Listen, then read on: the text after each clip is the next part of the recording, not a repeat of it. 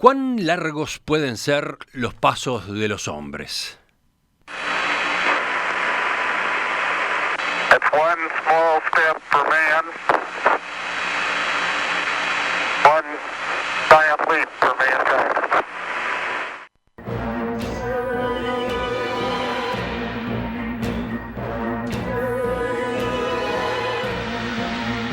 Para el presidente de Estados Unidos, Barack Obama, aquel pie que puso en la luna el astronauta Neil Armstrong, a quien escuchábamos en 1969, aquel pie fue solo el comienzo.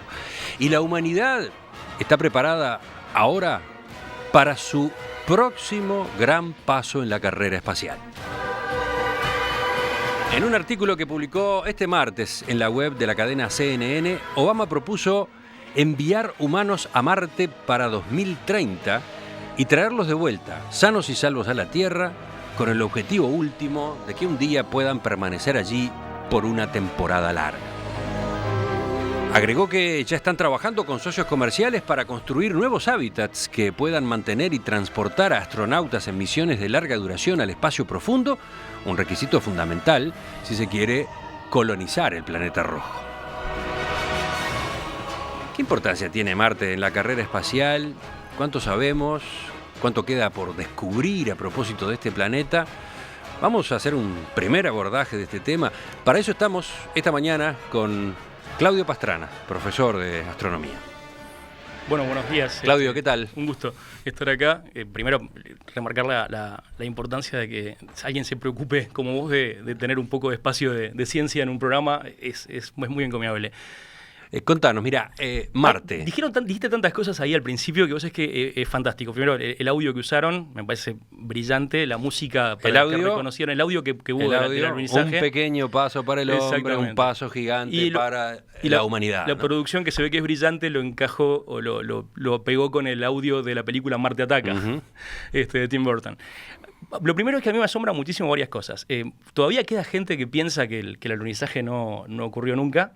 Eso creo que te diría que ya daría para un programa entero, así que no lo vamos a tratar mucho, simplemente confíen un poco en que el alunizaje sí ocurrió, y si no pueden hacer preguntas por otro medio. Y claro, el primer salto que acabamos de dar es un salto enorme, pero es muy pequeño. Un viaje a Marte involucra recursos y distancias que son en el orden de las 200 veces más grandes. Lo que te lleva a pensar que realmente estamos ahí en un punto que yo no sé si la tecnología actual puede efectivamente con el rango de seguridad que decía Obama dar ese salto. Pero te propongo que empecemos por otro lado. Marte no es un planeta cualquiera en el sistema solar. No. Siempre ha causado una atracción especial, no solo en la ciencia, también en la literatura, por ejemplo. Exacto. ¿Por qué? ¿De dónde viene esa fascinación? Mira, yo creo que básicamente viene por varios lados. Primero, es un planeta que se ve fácilmente, obviamente es uno de los planetas que no tienen descubridor, o sea que se ven sin telescopio, esos son todos hasta Saturno.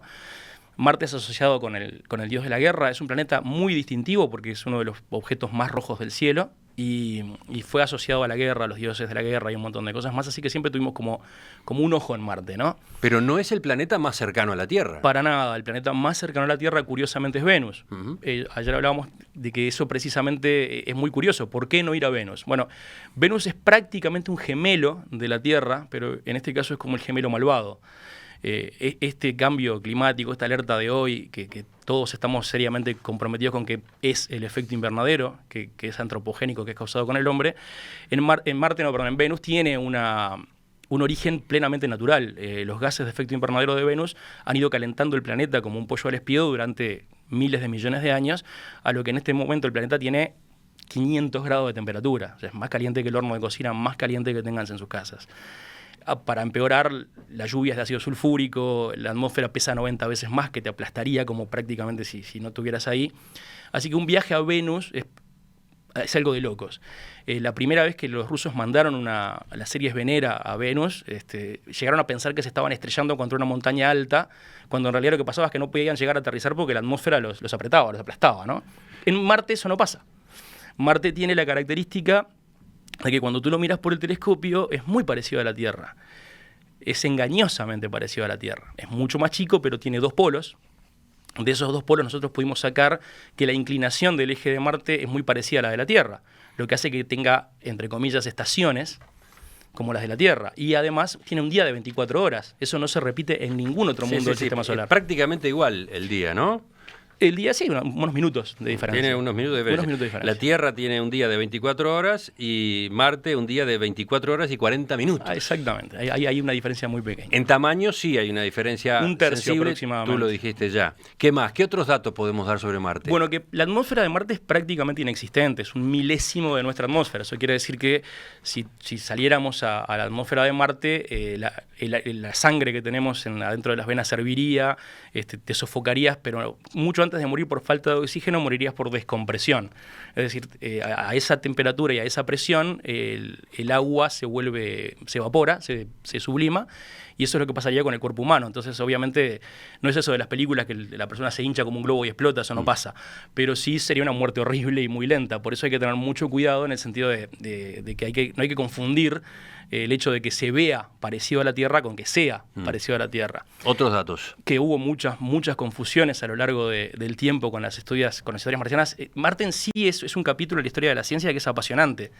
Hubo un tano llamado Giovanni Schiaparelli, que era el más grande investigador de Marte para el siglo XVIII, principios del XIX, que sabía todo lo que había que saber de Marte en una época en la que los telescopios eran primitivos y la fotografía astronómica no existía. Así que el tipo hacía dibujos de Marte. Él escribe que en Marte ve canali, que en realidad en italiano significa raya o surco, y por un error de traducción, y esto es razonablemente cómico, traducen ese canali, el canali Marciani, como canales. Sí. En la época donde se estaban construyendo el canal de Suez y el canal de Panamá estaba en plan. Se instaló la especulación a propósito de si Marte tiene o no tiene agua. No, claro, pero ¿quién hace canales? Los marcianos. Ah.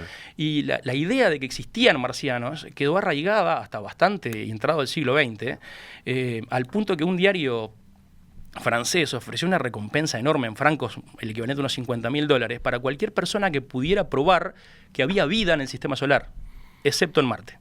Porque todo el mundo sabe que en Marte hay vida.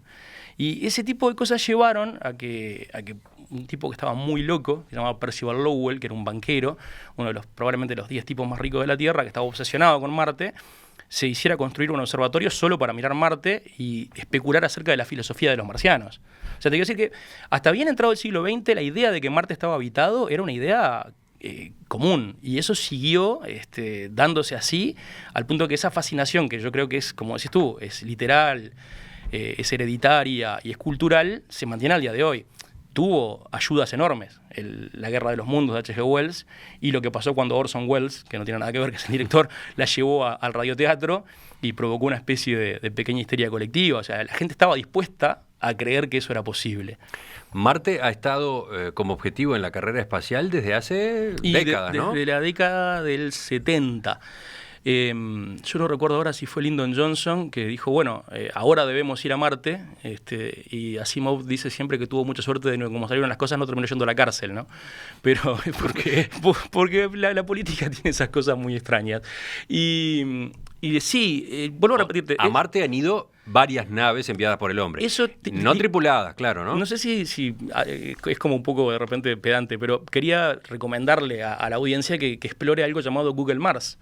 Así como existe el Google Earth, existe un Google Mars, que obviamente no está actualizado en tiempo real, pero de toda la cantidad de sondas y satélites que están orbitando Marte en este momento, vos podés entrar a Google Mars y accedes a la superficie de Marte. Y es realmente genial poder navegar por Marte y ver los detalles de, por ejemplo, meandros de ríos secos que te muestran que en Marte hubo agua líquida, ver los volcanes extintos y un montón de cosas. Y ahora vamos a hablar también, si tenemos tiempo, de por qué Marte es tan distinto a la Tierra y por qué si en algún momento fue tan similar, ahora es tan distinto. ¿Qué requeriría una colonización? ¿Cuáles son las dificultades reales de un viaje, no? Pero antes de eso, hablemos del agua en Marte. Hablemos del agua. ¿Qué es lo que se sabe a esta altura de los acontecimientos? Bueno, primero sacar un poco el mito de que el agua es algo extraño en el universo. No lo es, no es para nada. O sea, los elementos más comunes del universo es, vos dirás cómo sabemos todo esto, yo vuelvo a repetir, eso podría quedar para otros lugares, pero sabemos que el universo es básicamente un 98%, 99% hidrógeno y helio, con un 80% de hidrógeno, y hay un resto de carbono, hidrógeno y nitrógeno, que que son los componentes básicos para la vida. Pero el hidrógeno y el oxígeno forman agua. Así que ahí afuera hay océanos enteros de agua. ¿Tá? Alrededor de los anillos de Saturno, todas esas piedras que vos ves que son los anillos, 90% son agua. Una de las lunas de Júpiter, Europa, tiene un océano líquido, como los nuestros, bajo una costa de hielo, de agua. Ese océano es más antiguo que nuestros océanos, o sea que si vas a buscar vida, te diría que ese es nuestro candidato más firme. Repitámoslo. Europa. ¿Cuál es el candidato más firme? Europa. Europa es una de las lunas de Júpiter que por un tema de la fuerza de gravedad enorme de Júpiter está siempre como retorciéndose por dentro y eso genera un calor por fricción enorme que mantiene la parte interna de Europa en estado líquido junto con su enorme océano que está protegido del espacio por hielo. Hay una misión de la NASA para el 2027 que planea mandar un submarino, derretir esa costra de hielo, que el problema es que no sabemos exactamente cuánto mide, y buscar, porque en la Tierra, con un océano mucho más joven, el nuestro que el de ellos, acá había formas de vida que no dependían del Sol, que hacen algo llamado quimiosíntesis, que son, o se piensa que son las primeras formas de vida que hubieron en la Tierra. Bien. Entonces, esa fascinación con Marte es... Interesantísimo, pero nos fuimos por una rama. Por supuesto. Volvamos a Marte. Entonces, en Marte, ¿qué se sabe a propósito del agua? Bueno, todo eso era para decirte que si alguien dice que encontró agua en Marte, el tema es que no debería ser la noticia del año. A mí siempre me encanta que estas cosas se difundan, pero el tema es este. El tipo de agua que se encontró en Marte es agua que en realidad es una solución de sales que a cierta temperatura se pueden llegar a comportar como agua líquida. Y que eventualmente, como Marte, como yo te decía recién, tiene el eje inclinado, así que tiene estaciones, en alguno de esos cambios estacionales de Marte, algún poco del agua que está siempre congelada en una especie de permafrost puede surgir como unos arroyuelos muy cortitos que corren durante muy poco tiempo hasta que la falta de atmósfera de Marte evapora esa agua, que era lo que dijimos que le pasaría a un astronauta sin traje, ¿no? Y esa agua que está ahí no es un agua que nosotros podamos utilizar prácticamente para nada. Sería mucho más barato usar paneles solares o energía nuclear para generar agua nosotros a partir del óxido, por ejemplo, del hierro que hay en Marte y el hidrógeno que es muy abundante, ¿no? ¿Y entonces? El primer planteo que supongo que se va a hacer es que se ha programado muchas veces, es enviar primero el hábitat a Marte. O sea, mandar las zonas de habitación donde van a quedarse los astronautas y después mandar las personas. Ahora, ¿por qué? Bueno, ¿Cuál es el motivo de esa obsesión por mandar gente a Marte? ¿Qué importancia tiene Marte en la carrera espacial? ¿Cómo viste este anuncio del presidente Barack Obama? La carrera espacial se terminó cuando se terminó la Unión Soviética, ¿no? Ahora hay un esbozo de carrera espacial a manos de China.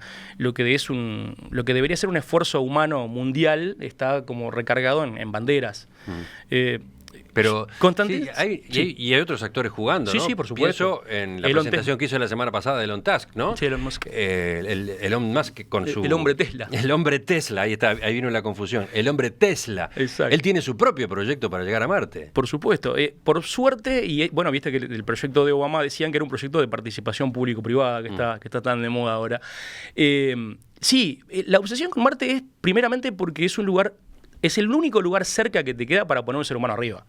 Dijimos recién que Venus está mucho más cerca, pero yo no puedo poner una persona. Necesito una armadura, tipo un robot, y meter adentro de la persona y rezar para que la armadura no se rompa.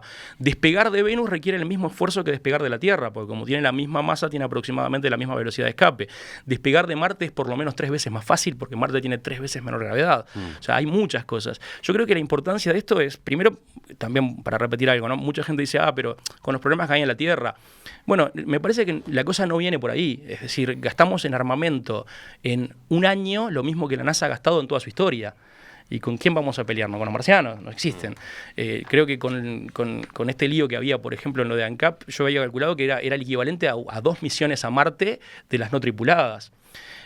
Konstantin Tsiolkovsky decía una frase que es importantísima. Decía, la Tierra es la cuna de la humanidad, pero uno no puede estar siempre en la cuna. O sea, si algo le pasa a la Tierra, todo lo que somos, todo lo que conocemos, todo lo que queremos, toda nuestra historia, nuestra literatura, toda la belleza o maldad que creamos, muere con nosotros. Bueno, de eso habla Musk justamente en su presentación de la semana pasada. Podemos permanecer en la Tierra esperando una extinción final o convertirnos en una especie multiplanetaria. Y él va por ese camino, ¿no? Propone Marte como un seguro, entre comillas, como una alternativa. Cualquier avance tecnológico serio siempre va a ser un seguro. O sea, por más que esté todo mal y nunca fuimos Nunca fuimos tan felices, ni tan sabios, ni tan bien alimentados, ni vivimos mejor, ni más saludables que ahora, pese a todo la percepción que podemos tener. La derivación que puede haber de los avances de poder hacer este tipo de viajes pueden cambiar la historia de la humanidad, pero por completo. Y hay un peligro latente en el sentido muy, muy pequeño, ¿no? Si encontramos vida en Marte, aunque sea microscópica, vamos a tener que ver cómo respetamos esa vida. Es decir, ya no es la idea de convertir a Marte en una segunda Tierra, porque si matamos la fauna autóctona de Marte, por pequeña que sea, si es que existe, ojo, que no tengo claro si puede existir, quizás estemos cometiendo una especie de crimen atroz a nivel galáctico. Digo, podríamos llegar algún día a ser juzgados por ese mismo principio, ¿no? Bueno, ese es uno de los tantos desafíos que tiene un proyecto como este, o proyectos como estos. Tenemos que hablar de ese capítulo, pero pienso, en otro, por ejemplo, ¿de quién es Marte? Bueno, ¿Marte es del primero que llega, por ejemplo? ¿Cómo se distribuye el territorio de Marte si es que empiezan a competir por él distintos países? Bueno, vamos a no entrar ahí. Vayamos a la parte técnica. ¿Cuáles son las dificultades, cuáles son los retos que implica esto de poner en Marte una misión tripulada? Bien, los retos básicamente son que los seres humanos evolucionamos en este planeta bajo condiciones muy específicas de aire, temperatura y luz. Entonces estamos muy bien adaptados a vivir en este planeta y muy mal adaptados a cualquier otra cosa que no sea este planeta. Para empezar, el viaje, así como está planificado, implica pasar por lo menos 2 años.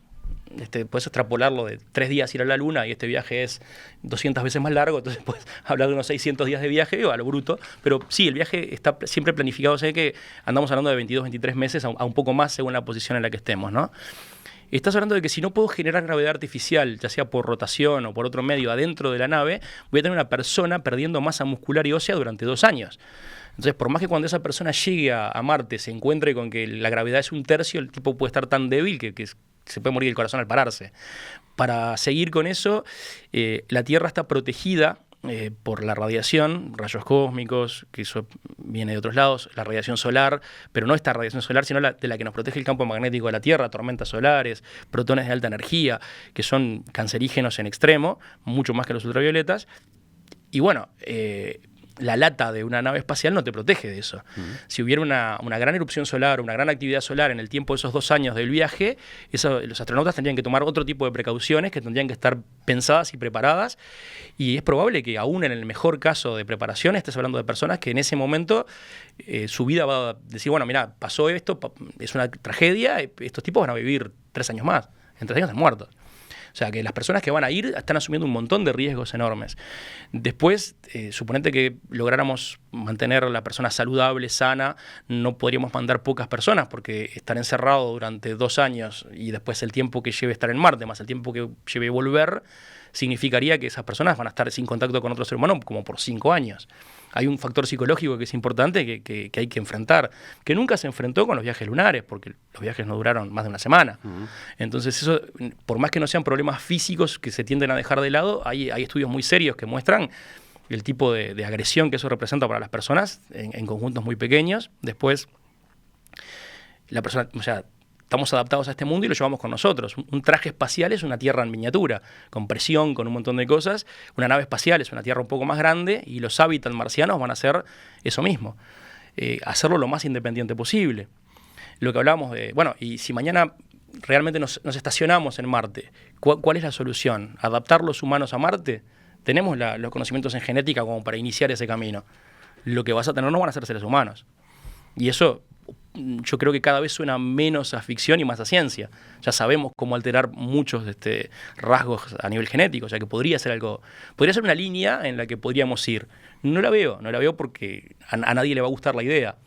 Pero hay que hacer algo, o transformás a Marte en algo parecido a la Tierra, o transformás a los hombres en algo que puedan vivir en Marte. La opción ahí va a estar muy peleada. ¿Cómo transformaríamos a Marte en algo parecido a la Tierra? Lo primero que habría que hacer sería elevar la temperatura. Sabemos que eso ya pasó y por desgracia sabemos cómo hacerlo, así que la Tierra es hoy por hoy un lugar donde la temperatura es cada vez más alta, en razón a los gases de efecto invernadero. para la audiencia, digo, solo para decirle, miren, esto es así. El efecto invernadero es unos gases que tiramos a la atmósfera, que cuando la luz pasa, la dejan pasar, pero cuando la Tierra se quiere enfriar, emitiendo infrarrojos, o sea, es como vaciar tirar agua en una bañera y destapar el caño para que el exceso de agua salga. Así funciona la temperatura en la Tierra. Y lo que nosotros hicimos fue poner unos gases en la atmósfera que no nos dejan sacar el tapón. Eso quiere decir que como el Sol cada vez manda más energía, cada vez estamos más calientes. En Marte eso no pasa, eso sí pasa en Venus, y podríamos hacer un trabajo parecido en Marte, lo que elevaría la temperatura de Marte. Si elevamos la temperatura de Marte, bueno, gran parte del oxígeno que está en la arena, más el dióxido de carbono que está en los polos, se liberaría y ahí aumentaría la presión de aire. Si aumentas la presión de aire, tendríamos agua líquida, y si tenemos agua líquida, quizás Marte pueda volver a ser como era hace unos 3.000 millones de años, que era algo muy parecido a la Tierra, pero con menos gravedad. Y sin vida, ¿no? Hasta donde sabemos. Hay bastante en qué entretenerse en los próximos años mientras se prepara ese desembarco. El futuro va a estar bueno. En Perspectiva, periodismo con convicción. Claudio Pastrana, profesor de Astronomía y Física en Educación Secundaria. Gracias por acompañarnos hoy con este pantallazo. Sí, un gustazo. Estoy seguro que los oyentes interesados en estos temas se quedaron con ganas de que esta conversación continuara, porque ¿cuántos de estos aspectos que consideraste recién tendríamos que haber incorporado, no? Muchísimos. El problema de estas cosas es que siempre pasa lo mismo. O sea, el tratar de estos temas en profundidad requiere no solo de tiempo, sino de pequeñas introducciones. Y a veces esas pequeñas introducciones que le dan contexto a ese conocimiento no se pueden dar en un par de segundos. ¿Qué te imaginás como próxima noticia en esta materia? Como próxima noticia, me gustaría mucho ver los proyectos de ingeniería de la misión. O sea, directamente ver qué es lo que de dónde se va a sacar la energía, cómo están planificando los viajes y las rutas para esa fecha y ver exactamente qué precauciones están tomando para mantener con vida a los astronautas. Eso sería lo que te diría más importante para mí en este momento. Retomamos el tema en cualquier momento. Cuando tú quieras. Hasta la próxima.